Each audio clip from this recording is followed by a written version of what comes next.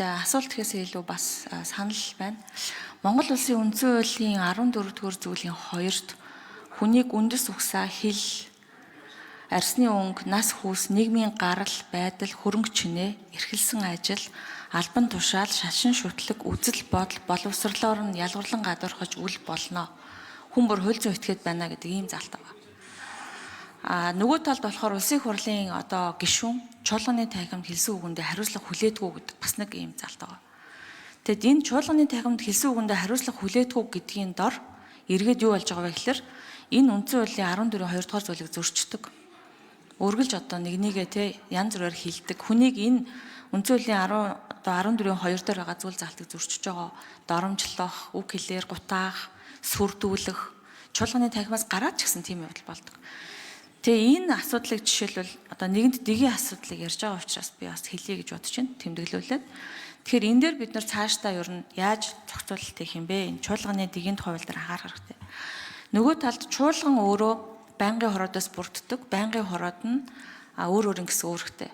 Жишээлх юм бол шинжлэх ухааны технологийн байнгын хороонд байгаа гишүүд бол шинжлэх ухааны салбарын бодлого, хууль эрх зүйн асуудлуудыг яах вэ гэж судлаад, сайжруулад, дүрм журмыг яриад ингээд хэлцээ явдаг. Энтэй адилхан ёс зүйн дэд хороо гэж байгаа. Эсвэл ёс зүйн дэд хороогоо халдашгүй байдлын дэд хороотойгоо уялдуулаад байх юм уу? Энэ хоёр бүтцийг ер нь сайжруулж энэ их хурлын 126-та энэ хурлын дэг зохион байгуулалтыг сайжруулах бол цаашдаа ер нь хүндрэх байдалтай байна.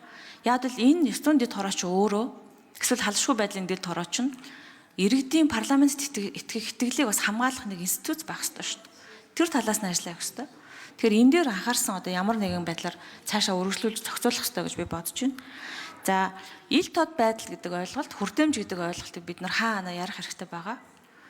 Ил тод гэснээр нээлт юм уу, аливаа арга хэмжээний нээлтийн эсхийг ярьж зарлчаад гол хэсгийг хаачдаг. Тийм гурилдсан зүйлийг ил тод гэж ярихгүй шүү дээ.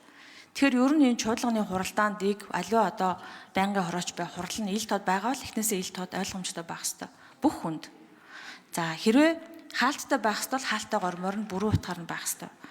За, тэгээ энийг ингээ харахаар нэг юм үндсэн хуулийн цэцэн маань их хурлын энэ хуулиудын үг үсгийн алдаг засдаг юм шиг баг ийм юм яригдчих шүү дээ. Тэгээ 300 хүнтэй энэ улсын хурлын тамийн газар гэж байгууллага тэгвэл байхын хэрэг юу байгаа юм бэ?